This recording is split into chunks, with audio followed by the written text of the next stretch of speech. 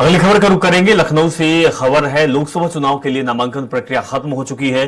दूसरे चरण के लिए अधिसूचना जारी हुई। आज से दूसरे चरण के लिए 8 सीटों पर नामांकन शुरू होगा। सुबह 11 बजे से 3 बजे तक नामांकन होगा। दूसरे चरण में अमरोहा, मेरठ, बागपत में अधिसूचना जारी की गई। तो वहीं गाजियाबाद, गौतम बुद्ध नगर, बुलंदशहर में अधिसूचना जारी की गई। अलीगढ़ और मथुरा में भी आज से अधिसूचना जारी, जिसमें से 4 अप्रैल नामांकन की अंतिम तारीख है। नामांकन पत्रों की जांच 5 अप्रैल को होगी। नामांकन वापसी की जो तिथि है वो 8 अप्रैल तक होगी। तो प्रथम चरण में यूपी की 8 सीटों पर 155 नामांकन भरे जा चुके हैं। मुजफ्फरनगर में सबसे ज्यादा 38 नामांकन भरे गए। सहारनपुर की बात की जाए तो 13 नामांकन दाखिल हुए। कैराना में 17 नामांकन भरे गए। बिजनौर लोकसभा सीट पर 23, नगीना पर 12 नामांकन भरे गए। वहीं मुरादाबाद की बात की जाए और रामपुर लोकसभा में तो 18 मुरादाबाद में भी 18 नामांकन और रामपुर में भी 18 नामांकन दाखिल किए गए। पीलीभीत लोकसभा सीट पर 16 नामांकन दाखिल हुए। तो पहले चरण के नामांकन पत्रों पर जांच आज होगी।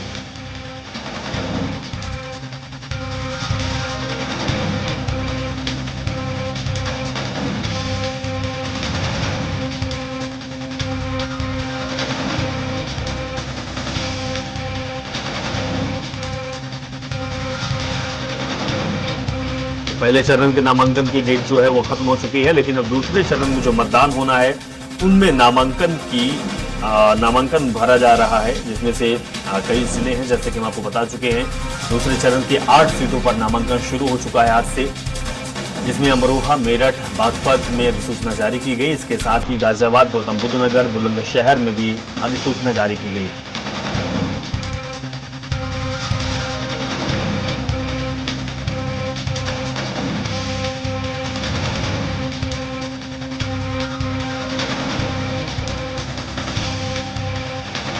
तो ये बड़ी और अहम जानकारी दे रहे हैं। लोकसभा चुनाव को देखते हुए लगातार सरगर्मियां हैं जो तेज होती जा रही हैं और इसके साथ ही नामांकन की प्रक्रिया भी चल रही है।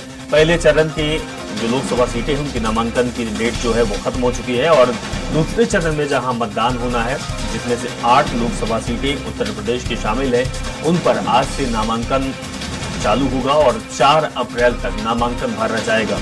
इसके बाद जांच की जाएगी और इसके बाद 8 अप्रैल तक नामांकन वापसी की तारीख है।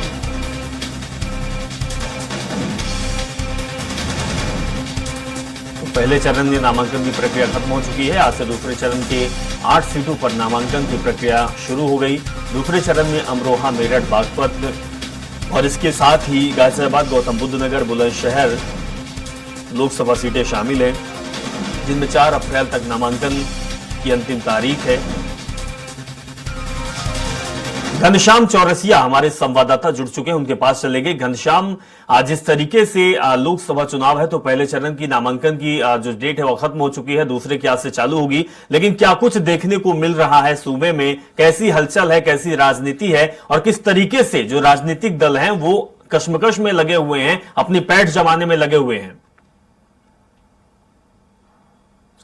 देखिए अभिषेक जी, पहले चरण का नामांकन कल 3 बजे के साथ ही खत्म हो गया। 155 नामांकन हुए हैं अगर पहले चरण के 8 सीटों की बात करें, और पहले 4 दिन की अगर बात करें तो 46 ही नामांकन हुए थे। दूसरे दिन की अगर सिर्फ कल की बात करें तो कल पूरे 109 नामांकन हुए थे, यानी अंतिम दिन 109 नामांकन हुए थे। इस बात से साफ हो जाता है कि प्रत्याशियों को लेकर के, प्रत्याशियों के समीकरण को लेकर के, उनकी जाति, समुदाय, धर्म को लेकर के, भौगोलिक परिस्थितियों को लेकर के कितनी कसमकस बनी हुई थी राजनीतिक दलों में। वो महज सिर्फ भारतीय जनता पार्टी नहीं, समाजवादी पार्टी नहीं, इंडी गठबंधन के भी लोग, यानी जितने भी, और खासतौर पे बसपा के साथ भी।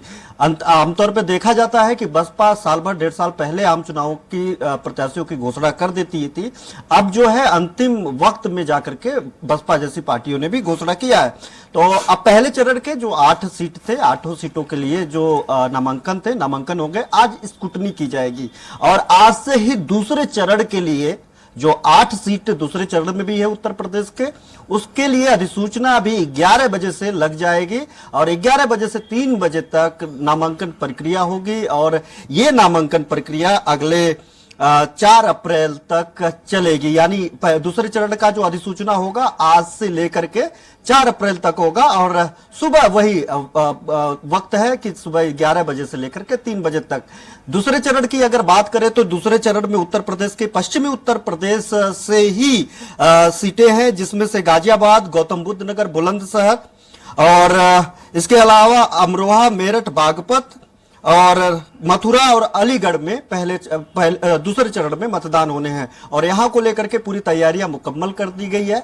हर जिले के जो जिलाधिकारी हैं, जो जिला निर्वाचन अधिकारी होता है चुनाव के वक्त में, उन्होंने प्रेस कॉन्फ्रेंस करके सभी तैयारियों का जायजा मीडिया के साथ जो है शेयर किया है कि वो किस तरीके से क्या व्यवस्थाएं की गई हैं। इसके अलावा अगर हम बात करें तो दूसरे चरण को लेकर के हर जिलों में अब वीडियोग्राफी की जो संख्या थी पहले चरण में उसको ज्यादा बढ़ा दी गई है। कई बार ये देखा गया पिछले पहले चरण में जो नामांकन हुए वो उसमें काफी अफरा तफरी रही। इसको लेकर के जो पहले चरण का जो अव्यवस्थाएं थी छोटी मोटी, हालांकि बड़ा बेहद अभिषेक उत्तर प्रदेश की अगर बात करें तो अब तक का अभी अगर पिछले 1-2 दशक की बात करें तो 1-2 दशक में पहली बार इतनी शांति से नामांकन हुआ है। किसी तरीके का कोई अवरोध एहतियातन कहीं पर भी दिक्कत नहीं देखने के लिए मिला, ना पुलिस की तरफ से एहतियातन कोई सुरक्षा व्यवस्था बढ़ाना पड़ा।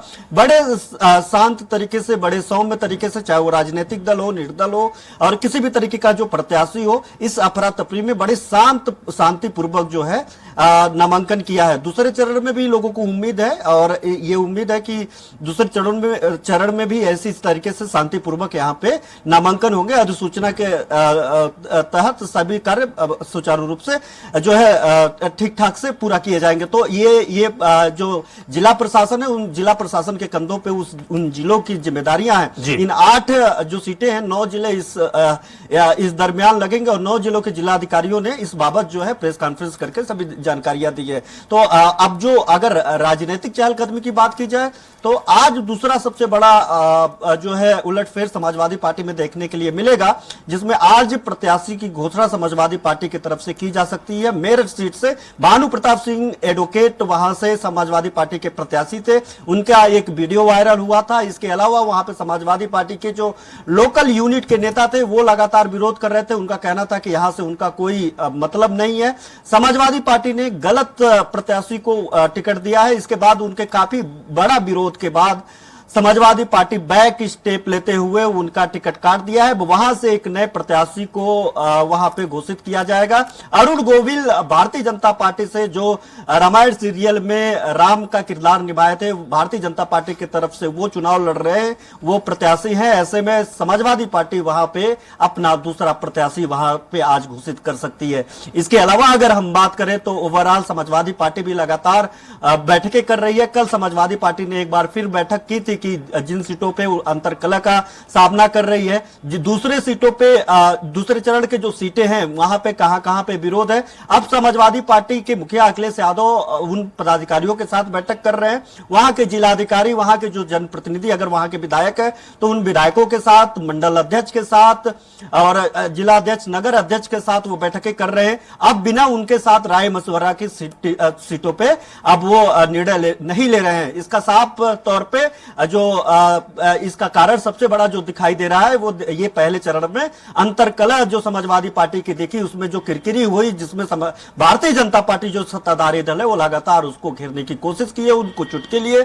और इससे कहीं ना कहीं अगर देखा जाए मुरादाबाद सीट पे, रामपुर सीट पे जिस तरीके से उलटफेर हुआ, समाजवादी पार्टी के 3 नेता जो है रामपुर में नामांकन किए हैं। आसिम रजा जो पिछली बार चुनाव लड़े थे घनश्याम लोधी के खिलाफ, उन्होंने भी नामांकन निर्दलीय प्रत्याशी के तौर पर दाखिल किया है। हालांकि जो समाजवादी पार्टी के जो प्रत्याशी है हबीबुल्ला, वो अलग है, वो इमाम है और वो उनको समाजवादी पार्टी की तरफ से सिंबल प्रदान किया गया है। उसके इतर 2 और समाजवादी पार्टी के नेता वहां से पर्चा खरीद करके नामांकन दाखिल किया है। ये बताया जा रहा है कि ये आजम खान के इशारे पर किया जा रहा है, यानी अंतरकलह से काफी ज्यादा जूझ रही है समाजवादी पार्टी अभिषेक। तो ऐसे में दूसरे चरण के प्रत्याशियों को लेकर के वो फूंक फूंक करके कदम रख रही है। भारतीय जनता पार्टी की तरफ से उत्तर प्रदेश में जो स्क्रूटनी करनी थी वो स्क्रूटनी कर ली गई है। दूसरे चरण के जिन लोगों का टिकट कटना था उन प्रत्याशियों ने पहले ही एक पत्र लिख करके राष्ट्रीय अध्यक्ष जेपी नड्डा को चुनाव नहीं लड़ने की बात कह दी, तो ये माना जा रहा था एक सॉफ्ट तरीके से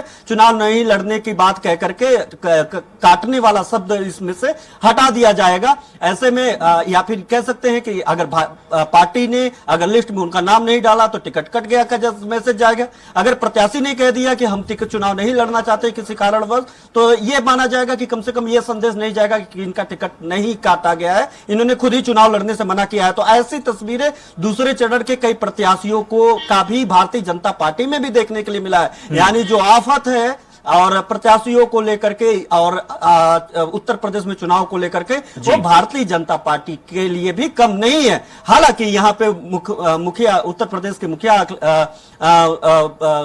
सीएम योगी आदित्यनाथ लगातार अब दौरे कर रहे हैं। आज दूसरा दिन है और अगर देखा जाए 5 दिन में पूरे 15 प्रबुद्ध महासम्मेलन में हिस्सा ले रहे हैं और इसके इतर वो खुद लोगों के पास जा रहे हैं। प्रबुद्ध सम्मेलन में जो 1500 लोग हैं, प्रबुद्ध जन सम्मेलन में जो 1500 लोगों के अलावा वहां के कार्यकर्ताओं के साथ, वहां के पदाधिकारियों के साथ, वहां के जो भारतीय जनता पार्टी के जो प्रचारक हैं, वहां पे जो दूसरे जगह से आए हुए हैं, उनके साथ भी मुख्यमंत्री योगी आदित्यनाथ बैठक कर रहे हैं। और बिल्कुल तो गजेंद्र चौरसिया जी लगातार जो राजनीतिक दल है वो लगे हुए हैं, सक्रिय हैं, सक्रियता से काम कर रहे हैं। फिलहाल बहुत बहुत शुक्रिया हमारे साथ आप जुड़े और तमाम सटीक जानकारी आप दी उत्तर प्रदेश की सियासत से जुड़ी हुई। बहुत बहुत शुक्रिया।